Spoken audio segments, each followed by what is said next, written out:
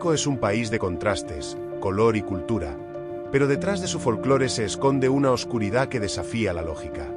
Hay historias que nacen de la imaginación, pero las que estás a punto de escuchar quedaron marcadas con sangre, dolor y misterio en la memoria colectiva. Desde tragedias bajo la tierra que desataron fenómenos inexplicables, hasta la maldad humana más pura. Apaga las luces, porque hoy revisaremos el top 3 de sucesos más aterradores ocurridos en México. Comenzamos en los pasillos de la muerte.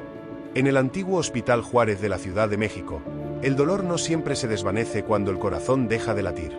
Esta es la historia de Eulalia, una enfermera de los años 30 que, tras sufrir un desengaño amoroso que la amargó hasta su muerte, quedó atrapada entre dos mundos. Pero lo verdaderamente aterrador no es su fantasma, sino lo que hace. A lo largo de las décadas, decenas de pacientes en estado crítico han despertado milagrosamente por la mañana, asegurando que una enfermera con el uniforme perfectamente limpio y almidonado, una planchada, los atendió, les dio su medicamento o les cambió el suero a mitad de la noche. Cuando los médicos revisan el historial, descubren horrorizados que a esa hora ninguna enfermera viva entró a la habitación. Esa mezcla entre bondad y muerte la hace más perturbadora que otros fantasmas. Muchos relatos vienen de hospitales viejos. Algunas historias que se repiten mucho son: la enfermera que desapareció. Pacientes dicen haber despertado de madrugada y visto a una enfermera muy pálida revisando medicamentos o acomodando la cama. Ella habla poco, pero transmite calma. Al día siguiente, preguntan por ella, y el personal responde que nadie hizo ronda en esa habitación. En varios testimonios, describen un uniforme diferente al moderno. Vestido blanco largo y antiguo, zapatos viejos y un olor fuerte a jabón o alcohol hospitalario. Eso conecta con la imagen de enfermeras de mediados del siglo XX. Hay rumores de pacientes terminales que aseguraron haber visto a la enfermera blanca poco antes de fallecer. Algunos familiares afirman que el enfermo decía cosas como: la enfermera bonita me dijo que descansara. Después morían horas más tarde. Personal médico que también habla de ella. No solo pacientes. Hay historias de médicos y guardias nocturnos que escuchan pasos en pasillos vacíos, ven sombras entrar a habitaciones o encuentran pacientes ya atendidos cuando nadie del turno pasó por ahí. En algunos relatos, aparecen camas acomodadas misteriosamente, luces encendidas o expedientes movidos.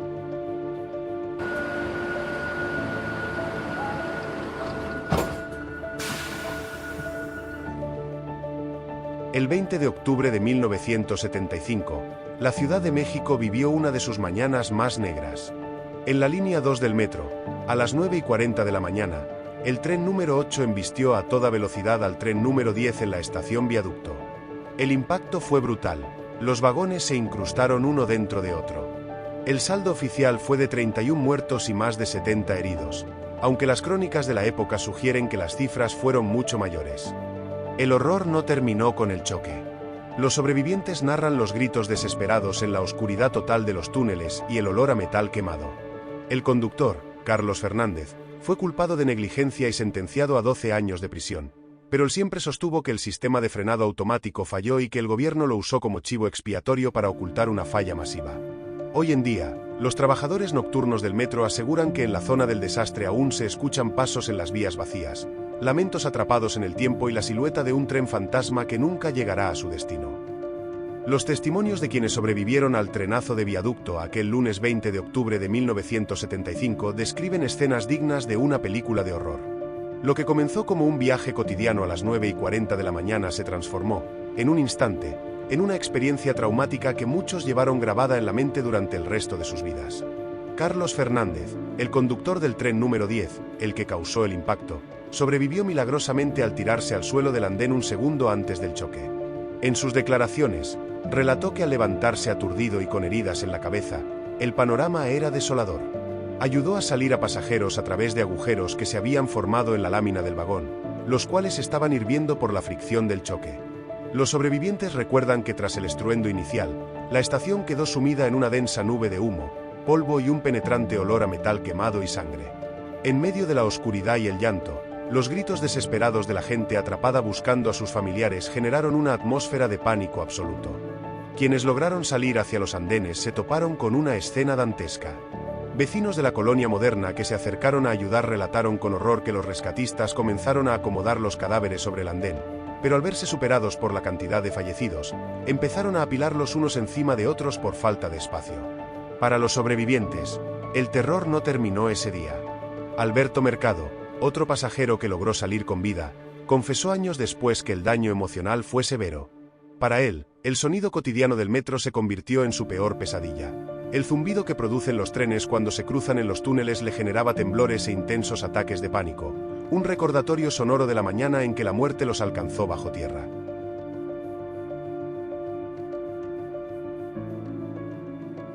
Llegamos al puesto número 1 con un horror que no proviene del más allá, sino de la peor versión de la naturaleza humana. En los años 50 y 60, en el estado de Guanajuato, las hermanas González Valenzuela, apodadas las Poquianchis, tejieron una red de terror que conmocionó al mundo entero. Bajo la fachada de burdeles, reclutaban a mujeres jóvenes con falsas promesas de trabajo. Lo que seguía era una pesadilla de esclavitud, tortura sistemática y hambre. Aquellas que enfermaban, intentaban escapar o quedaban embarazadas, eran asesinadas a golpes o enterradas vivas en los patios de sus propiedades. Aquí es donde el caso se vuelve verdaderamente brutal. Las dejaban morir sin atención, las asesinaban o desaparecían misteriosamente. Con el tiempo se descubrieron fosas clandestinas y restos humanos relacionados con la red criminal. También hubo acusaciones de abortos forzados, asesinatos de bebés, torturas y entierros secretos.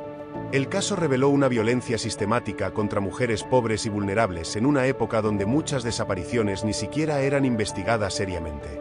La caída empezó por una fuga. Una de las mujeres logró escapar y denunció lo que ocurría. También hubo hombres vinculados a la red que comenzaron a hablar por miedo o conflictos internos. La policía empezó a investigar propiedades rurales asociadas con las hermanas. Cuando las autoridades llegaron a ciertos ranchos y casas, encontraron restos humanos, entierros clandestinos, ropa de víctimas y condiciones miserables. La prensa mexicana explotó con el caso. Delfina González Valenzuela y sus hermanas fueron arrestadas en 1964. Durante los interrogatorios, intentaron minimizar los hechos, culpar a empleados o justificar algunas muertes como enfermedades. Pero las pruebas físicas y testimonios eran demasiado fuertes. El caso creció aún más porque mucha gente sospechaba que habían tenido protección. Policías corruptos, autoridades locales o políticos que ignoraban denuncias. No era solo un crimen aislado, sino una combinación de pobreza extrema, corrupción, misoginia, trata de personas y abandono institucional. Además, la historia se volvió casi mítica por los rumores. Fantasmas en los ranchos, llantos de mujeres, apariciones y supuestas maldiciones relacionadas con las víctimas. El caso todavía se recuerda como uno de los episodios criminales más aterradores de la historia mexicana. 3 historias diferentes, pero unidas por el mismo velo de misterio y tragedia que envuelve a México. ¿Cuál de estos 3 casos te pareció el más perturbador? ¿Crees que el accidente del metro de 1975 fue realmente un error humano o un secreto de Estado? Déjamelo en los comentarios. Si te gustó este vídeo, no olvides darle me gusta, suscribirte y activar la campanita para no perderte las próximas historias. Te deseo una feliz mañana, tarde o noche, donde sea que estés, aventurero de lo desconocido.